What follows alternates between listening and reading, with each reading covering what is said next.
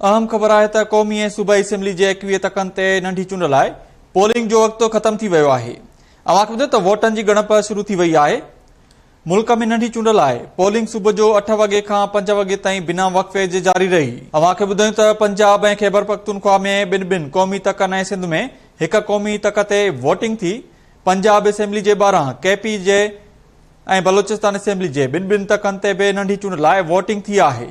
बलोचिस्तान में पीबी 20 ऐं 22 में नंढी चूंड लाइ दंगल थियो आहे।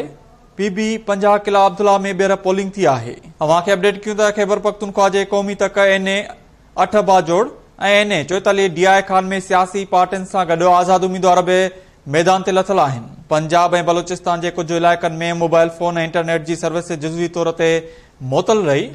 इन हवाले सां लाइन ते मौजूद आहे शदादकोट खां अदनान भट्टी। जी अदनान, तफ़सील ॾिजो। जी शदादकोट NA 196 ते जेको 303 पोलिंग स्टेशन जो अमल हुयो वो हिन वक़्त तो टाइम पूरो थी वञण जे करे उनखे पोलिंग स्टेशननि खे बंदि कयो वियो आहे ऐं हिन वक़्तु गणप जो जेको सिलसिलो आहे उहो शुरू कयो वियो आहे। ऐं वाज़े तौर ते इहो ॿुधाईंदा हलूं त हिन वक़्त ताईं जेका पोलिंग स्टेशननि ते वोटरनि जो जेको तादादु हुयो उहो तमामु घटि रहियो हुयो ऐं उनजो टर्न जेको आहे उहो तमामु घटि थियो हुयो। हिन वक़्तु पोलिंग स्टेशनूं बंदि कयूं वयूं आहिनि। जेके पोलिंग स्टेशननि जे अंदरि माण्हू हुया उन्हनि खे वोट कास्ट करण जे लाइ ॾिनो पियो वञे, जॾहिं त ॿिए तरफ़ जेको आहे जंहिंजो पोलिंग स्टेशन टाइम पूरो थियण खां पोइ 303 पोलिंग स्टेशन जो गणप वारो अमल जेको आहे हिन शुरू थी चुको आहे। जी वॾी महिरबानी अपडेट करण लाइ अदनान भट्टी। जी बिल्कुलु, मुल्क में ज़मीनी चूंडनि जो वक़्तु हिन वक़्तु मुकमिल थी वियो आहे ऐं सॼे मुल्क मां चूंड गॾु करण जो सिलसिलो हिन वक़्तु शुरू थी वियो आहे। मुल्क में जेके सूबाई तक आहिनि उन्हनि में ऐं क़ौमी असेंबली जे तकनि में सॼो ॾींहुं जेके आहिनि माण्हुनि वोट विधा, वोट कास्ट कया ऐं वोट कास्ट करण जो जेको रेशियो आहे इतला आहिनि त उहो घटि रहियो आहे, जंहिंजे करे ख़ासि तौर ते नारोवाल जिड़ावाला वारनि इलाइक़नि में जेके आहिनि वोट घटि पिया आहिनि। इन हवाले सां इलेक्शन कमीशन तरफ़ां बि मुख़्तलिफ़ हंधनि ते जेके आहिनि मॉनिटरिंग सिस्टम लॻायो हो।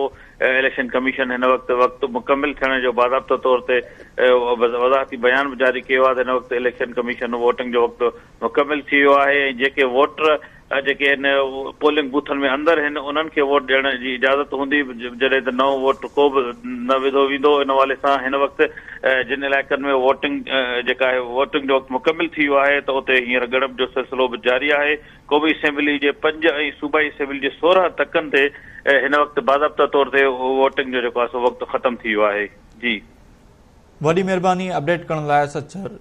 जी जनरल इलेक्शन में मुख़्तलिफ़ सियासी रहनुमाउनि तरफ़ां जेके हिक खां वधीक सीटूं खटियूं वयूं उन्हनि ते अॼु ज़िमनी इलेक्शन थी रही आहे, जंहिंजो वक़्तु हिन वक़्तु 5 बजे ख़तम थी चुको आहे ऐं गणप जो अमल जारी आहे। जी नाज़रीन, पूरे पाकिस्तान जीअं लाहौर ऐं पंजाब जे मुख़्तलिफ़ हल्कनि में हिन वक़्तु ज़मीनी इलेक्शन थी गुज़रिया आहिनि जी गणप जो अमल जारी आहे।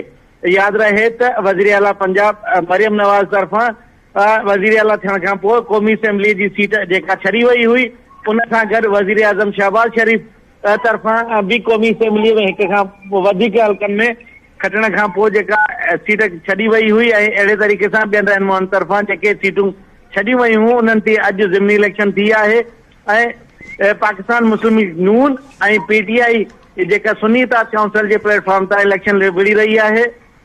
उहे ॿई जेको आहे सो पार्टियूं जा मेन जेके रहनुमा आहिनि उहे मदे मुक़ाबिल आहिनि। पंजाब में वॾा जेके मुक़ाबिला आहिनि उहे हिकु पासे चौधरी परवेज़ इलाही हिकु सूबाई असेंबली जे हल्के तां इलेक्शन विड़ी रहियो आहे, जॾहिं त लाहौर जे हिकु हल्के में संदसि पुटु मोनस इलाही इलेक्शन विड़ी रहियो आहे, जॾहिं त मरियम नवाज़ जी छॾियल क़ौमी असेंबली जी सीट ते संदसि साॻियो ई मदे मुक़ाबिल मियां जेको आहे शहज़ाद फारूक जेको हुनजे नून लीग रहनुमा अली परवेज़ मलिक जे साम्हूं मदे मुक़ाबिल आहे।